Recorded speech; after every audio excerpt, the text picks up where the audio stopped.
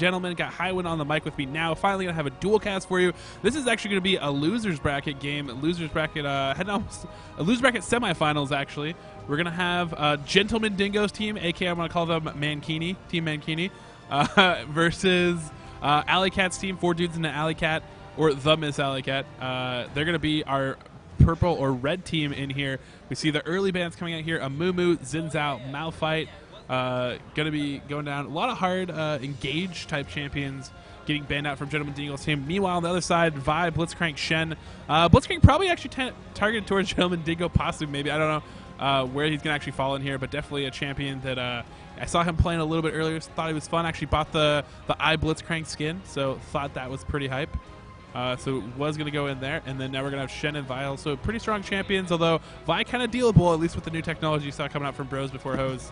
Kind of not too scared of her these days anymore with support Morgana. So you got to ban out that Morgana, apparently, if you're going to play Vi. And Kale. That's a tough sell. But here we go. We're actually going to see these teams line up here. It looks like Ryak is going to be able to get his Anivia. The Anivia, he wanted to be Midi, Froggen Jr. And get that banned out for every game, but not quite that sassy yet. But it is a good Anivia, so looking forward to him rocking that, as well as they're going to have the Hecarim coming in here. And on the other side, it looks like they're mounting up for a Varus, possibly. But come on, Thresh. Oh, that works too. A lot of hard CC in that bot lane. I don't know if they're going to rock TF here later in this lineup, maybe versus mid, but the fact that they started with a Nocturne, they got a lot of hard CC on bot lane. If they focus a lot of energy in that bot lane, that could turn around into some early objectives, such as Dragon, these Quad Kings on bot. But you know what? That Lulu pick can stuff just about anything. Doesn't matter who your carry is. Yeah, it's like you want to go in on my carry? Surprise, you're a cupcake. Too bad about that. Oh, my carry has a lot more health and has a knock-up and AoE slow. But you know what? I would not be surprised to see a Taric here. He's been playing Taric almost all tournament when he's been allowed to. Yeah. So that's the comfort zone, the Taric comfort zone. That might be one of those players. That might be one of those players where, they might have got put into the support role. They're maybe not super comfortable with the support role, so they're just like, look. You're going to go there. You're going to play Taric. You stun when I say you stun. You ward where I say you ward. Yeah. You don't get a choice. And if you're lucky, I'll let you W. It's okay. It's okay. I'll let you shatter that armor. And Alleycat here on Caitlyn, which is scary. The comfort zone. In our match earlier, previous to the tournament, she destroyed me. The salty Caitlyn. Run back? Yeah, in the salty run back. So I don't think you got a chance to tune in, but it was good. It was good, and she did really well. They actually had Taric just babysit Caitlyn. They did a lot of split pushing. I think we might see something out of that composition here. Oh, you know what? That Teemo has to be going towards Gentleman Dingo. I have to believe. He loves that Teemo. He does love Teemo. He loves the Teemo. This may be the first Teemo I've seen in the tournament. I'm sure he's probably checked out his matches. Well, if you had been watching Gentleman Dingo earlier, I'm sure you would have seen him more. But yeah, that's what we're gonna see, and then we're actually gonna see a Brand as well. Coming in on this game, so it should be actually a pretty good match coming in here. At least they're going to be on some comfort champions at least. But I have a feeling that Miss Alleycat's team, they're I'll guarantee you this is going to be a singed. No. Cash Baller told me that he wanted to give us something to shout about. No. And he wanted to be big and flary, so I think that's going to be the Katarina. And there it is. What is this lead infos you got, buddy? I'm wired into every player. I know their thought patterns. No, it doesn't have teleport. So yeah, Cash Baller are going to be making it rain over the enemy team this game. It should be pretty interesting. So they have a lot of good champions that we've seen them be really effective with. Hecarim, at least in our scrims. Anivia, obviously, Caitlyn, Taric. And then the stories from Cash Baller of the Katarina have been good. So and I'm kind of hoping Gentleman Dingo. Well, I don't want to spoil it yet. Hold on. He does not. He does not do what it looks like he might be doing. Let's just say there could be some new technology. If it happens, it'll be pretty fun. So one little other caveat note before this game gets started: Shox is actually only level 20, and he's also a 10-year-old boy. Therefore, if Miss Alleycat actually tries to dunk on him a lot, she's basically picking on a little kid and should be ashamed of herself. Although the last I checked, wait, I know where it's going. What? I don't know where it's going. Now I don't know where it's going. But last I checked, there's been some pretty good young and up-and-coming players. So maybe he's like sandbagging him a little bit He's going to be able to come back in here. He's going to pull a little Alltech action 4 years before Alltech was the #1 ranked baller he is now. Yeah, I thought for sure you're going to be like, well, Highwind, you know, if Miss Alleycat dunking on a 10-year-old boy is bad, then what happened when you dunked on Miss Alleycat earlier? And I was just like, oh, you know, beating up on women. That's not what we want to hear. Domestic violence. But you know what? She's a great competitor. Definitely, I think she's plat now, you know. So. Oh, yeah, she's got that cred. Yeah, she's got a lot of that. Lording it over her plat, subjects. That plat street cred. So far, we'll see. She did get knocked into the losers bracket, but her team right now, super strong. Like I said, we faced them before. We banned out Anivia. We knew how strong it was going to be. I actually think we banned out Heck, too. So a good one. Here they're going to, a lot of hard CC on that Tarek and Anivia. I think they're going to be looking for a lot of resets for Cash Baller. Actually, going to see a lot of clashing here. Yeah, it's kind of a team set up to just kind of like facilitate for Cash Baller to pick that moment to go in and possibly clean up if she can. But the interesting thing is going to be that she's actually going to be up against a Teemo, which, as far as Teemos go, at least, which he's not going for a smite, which he actually had up earlier, which you were yeah, that's. But Teemo's laning phase, like, so actually, I think I ran it at you before this. So, like, Teemo's laning phase is ridiculously strong, so like naturally, a lot of players can pick him up, play him really, really effectively in lane, and then you have Mushroom, so it's really hard to gank you, do stuff. So even if you if the game ends up not going your way, you still feel like you had a lot of fun and did something like pretty effective. So at least in this early stage, we'll see how Cash Baller deals with this team. It was probably going to be poisoning the crap out of him this entire game. And, a little bit more about our players here. So, Gentleman Dingo is actually organizing the tournament. Yep. Major contributor to getting ECL here going off. He's doing a great job. We love him. Getting all these sponsors, too. He said, Raise Your Weapon. Will you guys come shoutcast and or play in this tournament? Like, absolutely. We certainly will. ECL has been a blast. We are all hyped up on caffeine. Red Bulls, Monsters. We had a little bit of Jimmy John's. Every energy drink that exists is here. Relic GG, he's here on Brand. Actually, doesn't play a whole lot of League, but I do know he likes to go mid, does like to play Brand. Brand's kind of an old school. I think he probably played a lot of early Season 2, Season 1. That's probably when he played a lot of League. He actually now plays a lot of Dota. So we will definitely see him. To him, this is probably kind of like Invoker. He's going to be going out there and doing a lot of burst. Or Lena. Sorry, Lena, not Invoker. Has not a lot of escapes, but we do know that fire melts ice. So we will see what happens here. I think he does have a lot of experience on Brand, in terms of just games played. And we do know, like I said before, Riox Anivia was quite strong. Had an impressive wall at one point in a big team fight that I saw. So between that, I don't know much about Juicy's got like 2,000 normal wins or something, which is quite a bit. And then Error F on Leona. I love Leona for her hard engage as support. Problem is, I think they might bait that out in that bot lane. I think Alleycat and Tarek might be able to pick up an advantage. Yeah. Based on Leona maybe going in. If they can put Leona behind, she's going to be kind of useless. She might kind of be like Tarek, except without a ranged stun. Well, that's not true at all.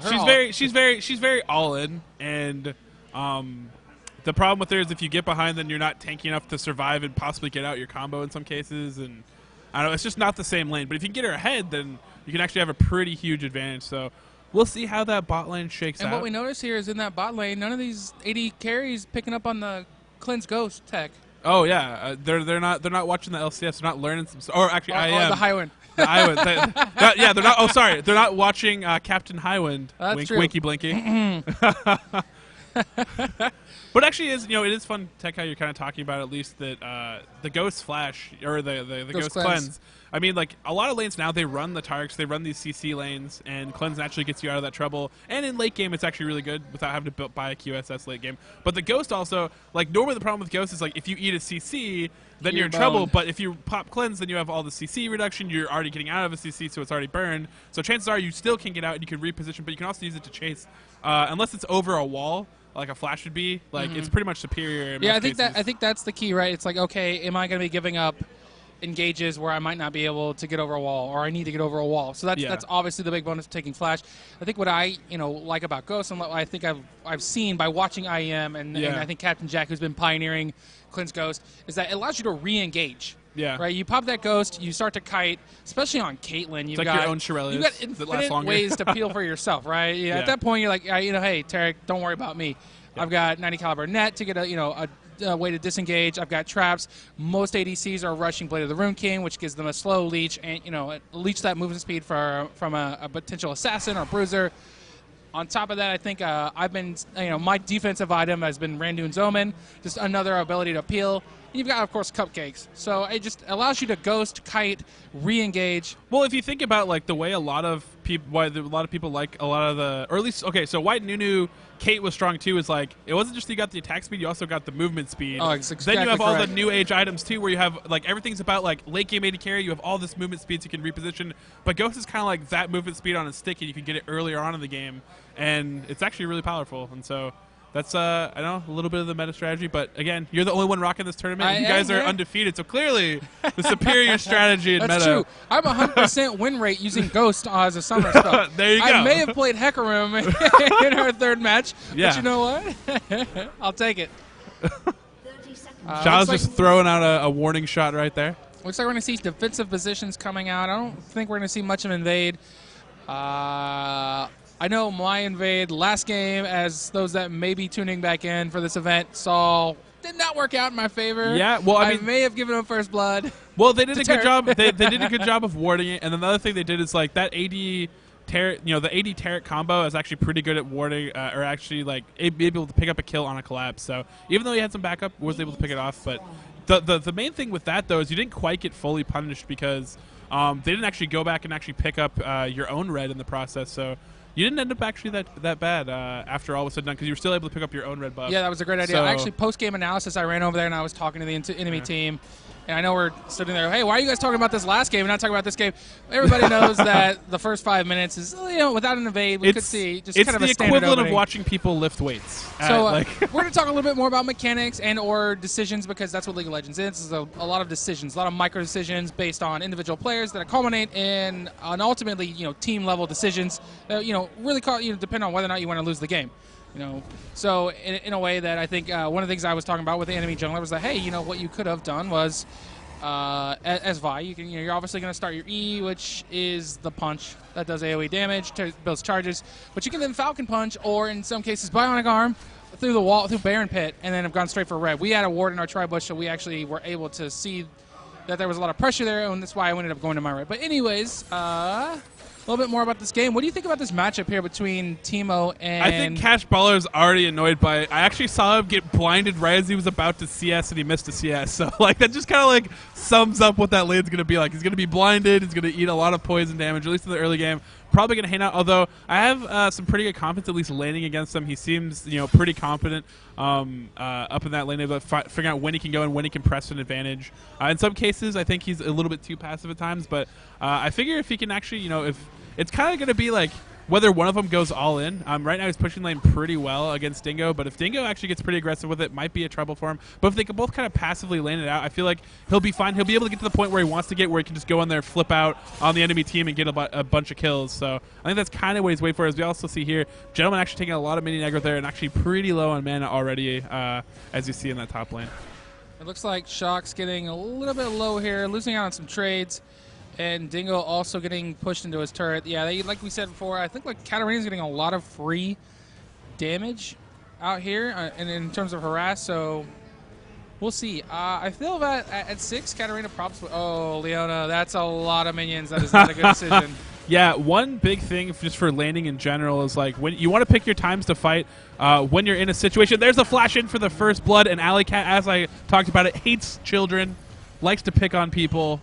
She is a mean person, and Santa Claus will not be bringing her presents next year. I think we just solved that. I don't know how I feel about using flash to. Obviously securing first blood probably 100% worth it. I mean, it's worth it, but I think she still could have got it without flashing too. I think that was like the flare kill. Like I want to go in there and get a kill with style flash. I mean, I've done that before as Rise. I've actually flash shackled someone for no reason. But I believe that was actually in our Google game when Forecourt Jester was casting. I believe I went to bot lane and flashed shackled someone for no reason. But just trying to maybe play that stealth game a little bit. But he's chugging up those health pots. Has that movement speed. But you can see, obviously, Cash Baller came up here knowing that he's going to be in for a long haul, but actually hasn't had to eat through a lot of his pots. Had 9 of them to start with, still has 8, so... He's doing pretty well out there. And the one thing, too, when you are a mana champion like a Teemo and you're going up against Katarina, you have to realize that she doesn't have any mana. Nice stun coming up there, not going to be shielded. Wall comes up pretty good, but the fear might land, but the flash out just the last second. Going to get her out of dodge. Could have been trouble. especially if you can land any sort of CC combined with I'm trying to think brand. Sorry, I can't speak. But a brand, it's really easy for him to set up his stun combo, and that's a really long stun. Like it's a 2-second stun off of that, so that's actually really huge. It's almost like a Rise Shackle, if you will, but it's more damage coming there because brand's pretty much all damage. So if you time it right, you can put down Anivia really quick. But she does still have Egg and did have Hecarim support, so it wasn't in too much trouble in the end up there. Leona's going to want to be a little bit careful here. There's a trap down below. She's going to hit that trap, and it looks like they're using a lot of... They have more minions this time at least, but a lot of damage actually in that trade, but none on the AD carry, so not too bad. And they have Nocturne down here, but caught by a million wards already set up here to catch him coming through the Tri-Brush. Or they actually have a pink already around Dragon, it looks like even. So a lot of heavy warding coming in here to make sure they protect themselves. Having pretty good. all that knowledge that Nocturne is in the bot lane, is going to go in here and punish Nocturne, potentially take and or counter jungle Wolf Camp. Yep. Good call, just good map awareness. That's something you want to see from your jungler. You're saying, hey, I maybe don't have a potential gank, but what I can do is I can try to gain an advantage. If you want to think about it, in terms of laning against the enemy jungler. So he did actually cleared the whole camp, which is fine. Yeah, I mean, he's going to have that, I guess, if he really wants the timer. But I don't know if we'll see him back down there unless there's the opportunity. No wards, so not going to ward it on the way out. But, I mean, really cleared out the entire jungle. So that in that time, he's able to come back in here. He's going to be able to do another rotation of his jungle and just farm up more really, really quickly and get more ahead as we see him move along here, which he's already ahead decently in CS. Nocturne already going back, has the Razor. Also has boots now, so he's going to be a little bit mobile getting around. Really just kind of wants to get to 6. Then we're going to see him dive in here and try to snowball some lanes in here. Gentleman Dingo actually doing pretty good. I was kind of worried about him a little bit earlier, but he's able to get in that Teemo poke. Teemo's lane presence so strong in the laning phase, but still, again, like I talked about a little bit, Cash Baller just chugging those health pots and doing what he needs to do, which is he just wants to farm up as much as he can, maxing that W when he can go in there, but he eats a lot of punishment for it. It's almost not worth his trades at this point. It's really just more worth it for him to come in there and just CS from range whenever he gets a chance, and hope that Dingo doesn't go all in on him. I like the double trap here. I mean, there's potential for Leona to get caught there. I think what this bot lane wants to do is they kind of want to hit 6 and then and also use Nocturne. And I think that's going to be the key here. I think they want to leave Teemo up top. They're going to let Teemo just kind of be on an island, let him farm, potentially split push. Hopefully, if you're Teemo, you're like, hey, as long as I don't give up an early kill or a massive advantage, I can probably, I'll probably sustain quite a bit, in this lane, just farm, get to a point where that, he might be taking structures and gaining an advantage for his team that way. Yeah, I mean, especially if you get some sort of like split push kind of mechanic item, like you get like a static shiv, or I've actually seen I think I've seen Hurricane before too, like for giggles. But like if you can push really hard, you have that move quick as well. It's really hard to catch you in the top lane if they decide to stop your split push. Luckily, they do actually have a teleport in their tool chest, if you will, so they actually will be able to maybe get people up there to stop it. But it is something that is pretty annoying and can be really effective in games. Can shroom up that top lane so much that by the time you try to go in the catch him with the move, combined with the move quick, Teemo just can just wreck your top lane and just get out scot-free. So one of the things I would have, that I want to try to explain here in terms of bot lane mechanics is when you're thinking about exchanging, you always want to make an exchange that's favorable for you in your team. If there's a lot of minions there, you don't want to go in. If they have a level advantage or item advantage, like it's never going to be. That's not something that's going to be in your favor in terms of exchanging. So, when Leona's like, oh, hey, I might be able to land. I might be able to land a bind. Not so much a bind, Zenith Blade. Zenith Blade. I might be able to, like that's all great. But the problem is you're a level behind, and you may lose that exchange. They're going to gain a health advantage. Yeah. So definitely kind of want to avoid that. And again, kind of like we're talking about, if Leona kind of gets behind in this bot lane phase, it's really just not in her favor. And, they set up a trap here. Stun going to be able to land off and not going to be in time. And they're going to be able to pick up another quick, nice little trap set up there by Ryok and Tanuki. Stalking in that jungle, saw that they were kind of headed down first, saw that red buff was gone, hung around, just caught him just in time. Although Nocturne is level 6 now. Looks like he's going to pick up a Vamp Scepter. And we might see some presence from him now on the map with that ult. So they have to be careful on their next engagements to see how that works out. Brand actually hanging out neck and neck with Ryok and Nivea so far, which for how good Nivea. Oh, but the flash after they're going in on this. Miss Alleycat just barely dodges the ult, but again, there's that cleanse has a little bit of that CC reduction, and Shox just trying to get as much damage as he can, but he's actually getting zoned up pretty well by Alpha Centaur. Ace of the hole comes through, and he's going to pick up the kill. The support not blocking it. Easy, or error. Oh. And kind of as I was alluding to before, what you want to do is you want to avoid an engage where they potentially have a level advantage. So if we take a look at Varus, Shox was not level 6 yet. You know, had he had his ult, that might have been a completely different engage. Actually, I know that might have been a different engage. And we got Brand coming down here, but nice ward coverage here. We're going to see Team Alleycat really know that they have complete control here, and I think they're going to get a dragon out of this as well. Yeah, I mean, they have good ward set up at both the exits for the jungle. They know Teemo is basically locked up there. They could bring down Cash Baller if they really needed to with a teleport at any moment. And, yeah, he's just farming up for late game. That top lane is just going to be a little bit of a farm fest up there. But, you know, Cash Baller coming out on top there, and they're going to be able to pick up this dragon.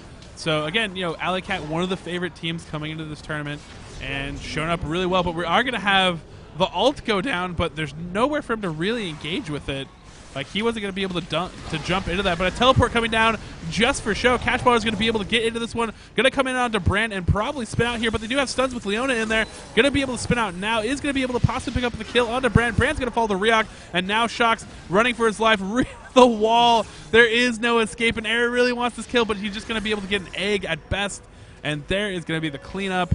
8-kill advantage. 7K advantage. 12 minutes in. And Alleycat, you know, no remorse from these people.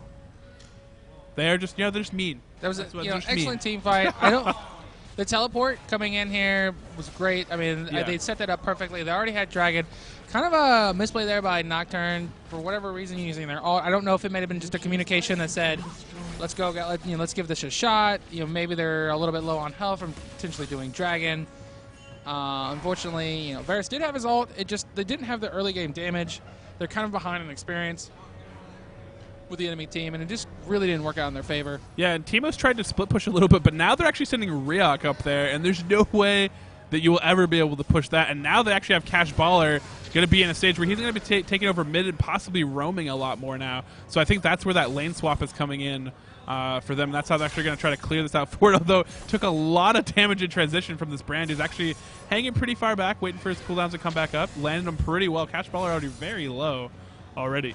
Yeah, it's going to send him packing, but what they're going to do is because they've taken that bot lane turret so quickly, Caitlyn and potentially Tarek, I'm not sure, he's like, hey, I'm going back bot for some reason. They should be rotating mid, and they're going to be pressuring this mid turret. And there's not much you can do when Caitlyn goes to siege up in mid. She's going to have some support as well. She's going to lay down some cupcakes and just really wave clear here. So Relit without a blue buff is going to have to be forced to clear under turret, and may have to use his mana to clear waves instead of using that mana to what he really wants to do is nuke down enemy champions. Yeah. Well, I mean, at this stage, the problem is he's just kind of stuck on his turret doing farming duty because they don't have a lot of map presence right now. They're down, quite a bit, at least in this early stages. So if they want to go out there and teamfight, it's going to be hard for them. They're going to have to try to get some pickoffs if they can. Try to make some plays. We see Nocturne actually waiting in the wings down here as well as Leona. Didn't have that warded up. Was maybe thinking about getting a ward down there, but Spire Sense is tingling. Not going to get caught out there. Shock's just throwing out a little bit more stuff, but he's really low on mana. So if they see this, they could be a Q to go in because he's not going to have much to offer in the trades department besides just some auto attacks, but that might be a setup for I'm So Juicy. Way to come in here, although he still doesn't have Paranoia. The Zenith Blade just missing. That was kind of a Q that they were thinking about going in there. I don't know if they actually could see Nocturne in there. I don't think they quite know he's there yet. Actually, now they do. Yeah, they certainly They certainly know he's there.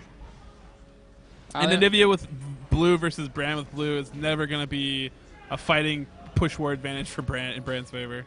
Yeah, and it looks like Teemo, if you haven't noticed, is going for the old school Master Yi build where he just really wants to go fast. Double swords everywhere. And there's the engagement onto Ryuk in mid, but he has stuff to deal with this. Actually gets down to the ult. The Fear going to be able to cancel his ult, though, so he has to wait on cooldown. Nice wall to slow down Brand's advance, and now he's going to be able to get off the damage he needs to close this one out. Blue buff coming through for him, giving a little bit of extra mana there.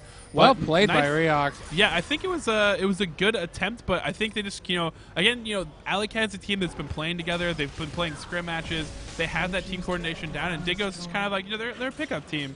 And so in some cases, I feel like a lot of cases, I'm So Juicy's had some, good, some aggressive ideas, but his team just, the communication quite hasn't been there to follow that up. And Brand gonna try to land some damage here. And I think if he would have been able to get off a stun combo, they actually probably could have picked up Tarek, but still a little gun shy because right now they're just getting pushed over all over the map. Cash Baller now rotating in here as well. Has the hunting guys backed up by a belt of health. He's super tanky at this point. Gonna be able to allow him to get in there and just play for those resets and just keep out dealing damage in those team fights.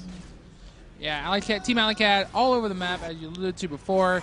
They're really transitioning well, keeping all lanes pushed. They've got great vision. I mean, there's at least 2 wards, a trap. They really have no fear of really just pushing real hard here. They'll probably back out. I think Dragon's due up soon, so we'll see them potentially make a play for Dragon. They might rotate top, they rotate mid. Huge gold advantage right now between the 11 kills and 4 turret advantage. They're just kind of miles ahead, and they're really putting that pedal to the metal. Gentleman Dingo trying to go stealth, but Ryuk's like, I have giant AoE. I'm gonna find you or pick you up. Pink ward faded just before. I always hate that. You're like, man, I finally get 25 gold. The one that got away. But yeah, I mean, the real shame right now is that they were able to take the top turret was able to fall, and now Dingo is actually having to get out of top lane. There's no longer going to be that split push possibility. It's going to be tough for them. Ryuk lands the stun, Flash Frost, count it. Alpha Center actually picking up the kill with the Dazzle. Flash Frost quicker, or actually Frostbite quicker than the Dazzle, so landed first.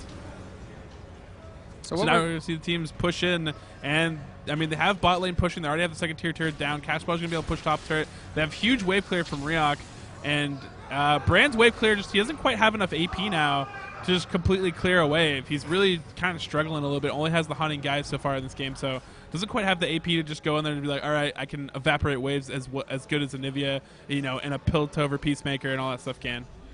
And they're hiding over this wall. They're playing the bait game. We're seeing a lot of tactics you have not seen from this team. So being in this tournament myself, I'm kind of getting a little bit of a spectators, like, I don't know what I want to say, it's cheating, but definitely getting to see some things to expect. I can tell you right now, Ryuk will not be getting Anivia if we face them in the finals. You can just go ahead and just count that as a ban. Yeah, I mean, most teams that know him would probably ban that, much like you would see a Froggen, almost like a Froggen Jr., some would say it. Yeah. I'll make him happy when he comes back and watches. It's just for you, Ryuk. But yeah, so I mean, they really just have complete map control. They can't really engage anywhere on the map. You see Dingo coming in here, but really not going to be able to contest this Dragon. And I mean, at this point, it's kind of really getting away from. We're almost up to the 20-minute mark, and they don't have a lot to really muster to try to pick. I mean, if they maybe get like someone sleeping and pick them off, maybe, but they need a few of those before they're going to be able to climb back into this game. At this point, hey, you joined into a tournament. They're actually doing well. This is an elimination match for them because they're in the losers bracket, but they won at least 2 games. Yeah. And so, that's probably 2 more than they were really expecting to coming into it as a pug team. And I can tell you right now, they're probably thinking maybe right now we're playing for dignity, whether it's what they're actually they're going to get RP out of this. They're at least 4th place because this is the loser semifinal. So at the very worst, they're going to get $5 RP out of this tournament. Yeah, just for signing up, playing a game they love. Yeah, I mean, so... And, when you're to the tournament, you're playing on the team with the tournament organizer, you might even just get bonus swag. You didn't even know. It was just like, hey, guys, you want to play on my team? Maybe. Well, how good are you? Well, I'm not very good, but I can promise you swag because we're at Maybe you'll get some NCIX swag who's actually sponsoring the League of Legends tournament. That's true. NCIX a great sponsor. A sponsor for a lot of events we've cast. Yep. Actually really big up in the Vancouver, BC scene. Yeah. Exactly. But yeah, as I was about to say before, I think at this point you're like, hey, dignity time. Let's go out there and get a kill. Let's go out there and get a turret. Let them get overconfident, little ego, small wins, right? Yeah. Take that and learn from it. Well, from the game you can take and learn from it. Right now you're just like, hey, I want to get a kill. I want to get someone that's overconfident. Make something happen. Wall goes on to Leona. Damage coming out. Stun just barely misses. Stun coming in. Cashball is going to fly into the enemy team. Going to be able to pick up 1 kill. Now has the reset. Flashes out of the pillar. Now it actually has a few targets low. Stun.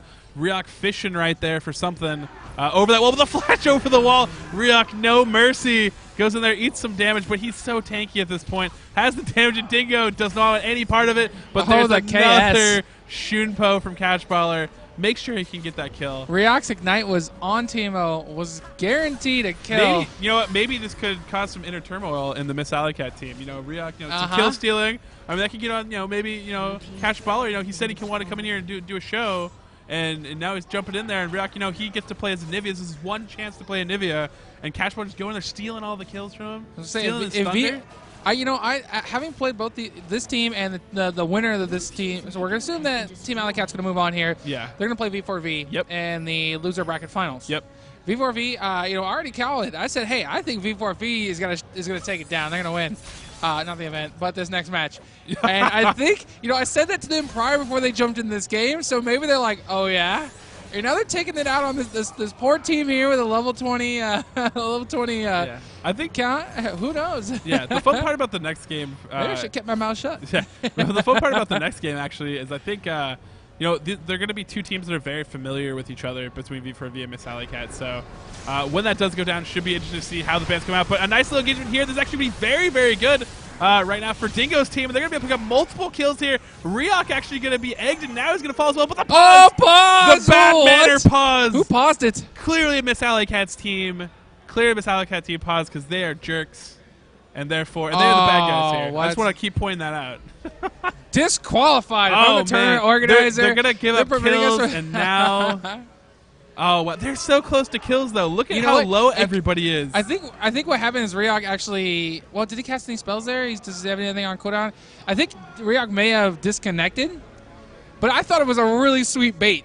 I was just like, maybe they know it's war, and I thought it was a really sweet bait, and they're going to turn it around, but the entire team collapsed, and Brand, not quite 11, but, it's still got rank 1 ult. Did quite a bit of damage, bounced between two enemy champions. Looks like Tarek flashed out. Miss Alleycat left the game. Oh, there we go. So it's Miss Alleycat's fault. Split pushing. So Ryok just got blown up. She's split pushing in the bot lane. We got all this action. That reminds me of someone. That reminds me of someone. Yeah, she's just not as good. She doesn't quite pull. She needs to work on that split push. Yeah. She needs to work on those split push skills. Yeah. The top lane's got almost as many CS as she does. If it were me, I'd be at least 50 CS on top of my top lane. Oh, actually, multiple disconnects and reconnects. All right, but there should be at least one kill for sure. Oh, shutdown. Should be followed by another one. And Teemo, that Teemo, moved quick. Oh, no. No, Dingo. No. You had it. Had that kill. That was his chance for glory. Uh-oh. Not going to work out. Or is it another bait? But Cash Baller wants this. He's feeling it. Cash Baller hates children as well. And he's going to be able to pick up a kill. Unfortunately, Shock's getting picked up there. Thought they were feeling it. They're feeling pretty high there. Do you like that Katarina? They're setting up the ambush. Yeah. Miss Alleycat now. No mana actually going to push onto this turret. A little bit of damage if she can. Probably could have been a little bit more confident there against this Nocturne, at least initially. But just going to back off, play safe. Link back up with their team. Probably blue pill out there from this brush after she clears out these golems. And then we're going to see them probably try to close this out. They have one inhibitor down, so they should be able to pretty much do whatever they want. They can take Baron if they really want to, but chances are they can just start pushing down lanes if they really want to go for that. All right. That was what they needed, inspiration. Clearly not going for the surrender here.